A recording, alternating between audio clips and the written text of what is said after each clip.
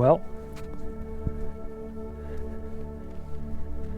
it's a dank and drizzly day here at Malcop, my next stop, in the heart of the Cheshire Plain in England, and it's one of the stops I wanted to make on the way up to the north of England.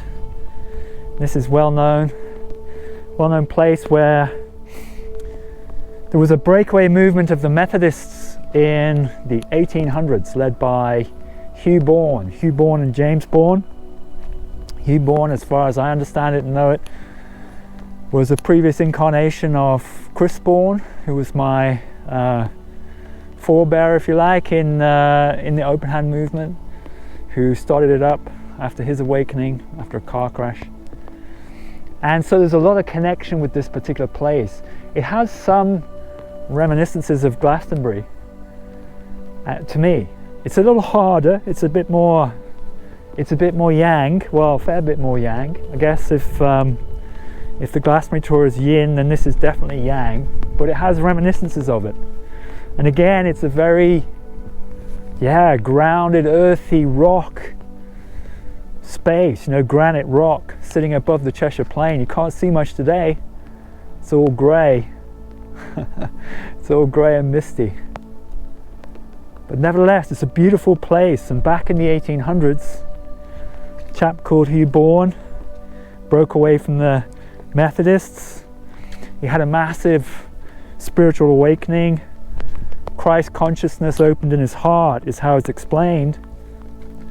And he was then following that. He was a humble guy, but following that, he found that he had the capacity to awaken people, awaken the Christ consciousness in people, just through his words and just through what he was sharing.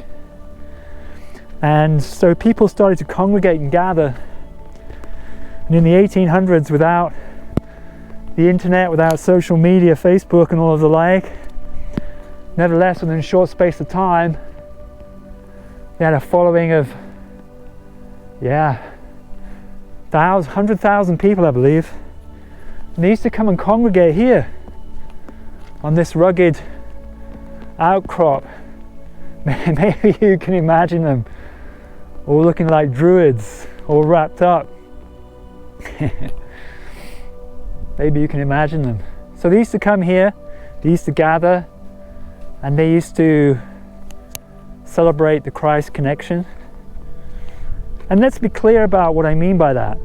So when I talk about the Christ consciousness, I'm not speaking about the religion Christianity. I'm talking about the energy of compassion coming through the heart, but also of non-judgmental discernment.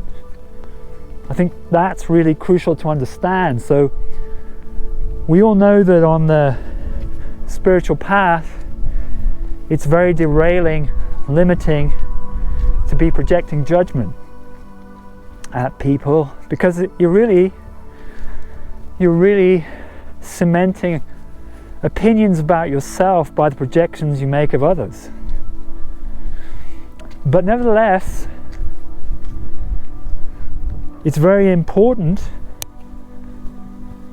to make discernments, because discernments determine what path you take, whether you go left or right, the steps that you make, how life then turns out. Wow. So having discernment is crucial.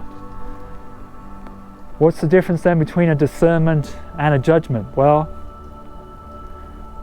a judgment is where you condemn a particular situation. You fix your consciousness on an opinion, and then you limit your movement and your freedom of action by that. That's when it becomes a judgment. So the Christ consciousness, to me, is all about making discerning choices, but without judging why you're doing a particular thing, and breaking down the tightness, the blockages that come with judgment, softening that in your heart, softening that inside. Then you find the flow mediates through much more successfully, accurately. So really when I come up here, that's what this place really reminds me of. It's called Mount Cop. Mount Cop. If you ever get a chance to come here in the middle of Cheshire, it is well worth a visit. Well worth to feel the energy. Powerful place.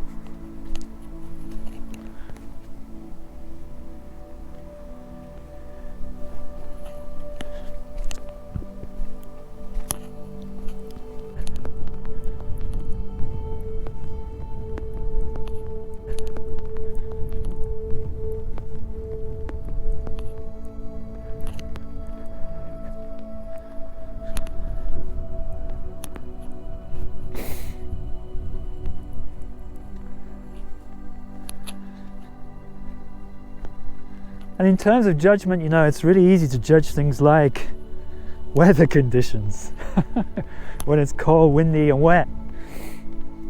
You know, how does that affect your mood, your consciousness, how you're being? Do we let it get to us?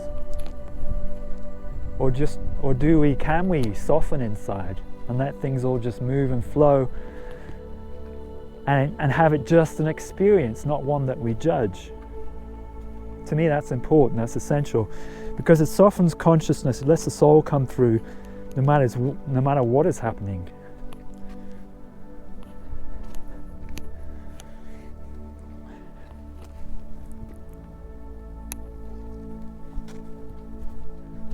Almost slipped off the rock there. Got to be careful. It's quite wet here.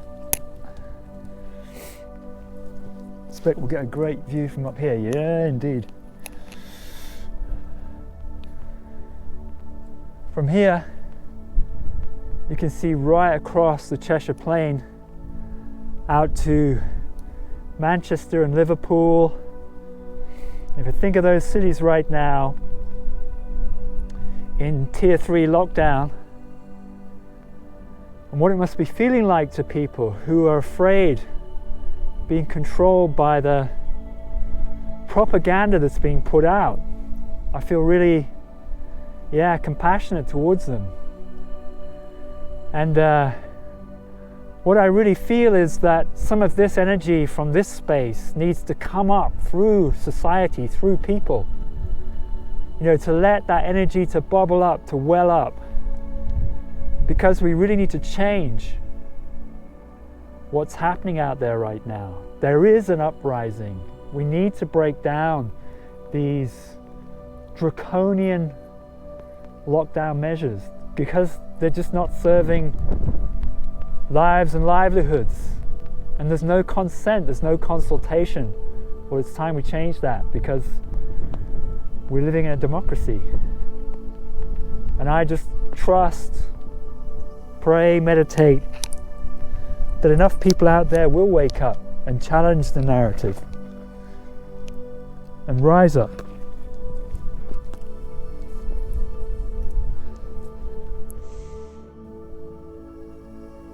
Do not go gentle into that good night. Old age should burn and rave at close of day. Rage, rage against the dying of the light. Though wise men at their end know dark is right, because their words had forked no lightning they. Do not go gentle into that good night. Good men, the last wave by, crying how bright their frail deeds might have danced in a green bay. Rage, rage against the dying of the light. Wild men who caught and sang the sun in flight, and learned, too late, they grieved it on its way. Do not go gentle into that good night. Grave men near death who see with blinding sight, blind eyes could blaze like meteors and be gay. Rage, rage against the dying of the light. And you, my Father, there on sad height, curse, bless me now with your fierce tears, I pray. Do not go gentle into that good night.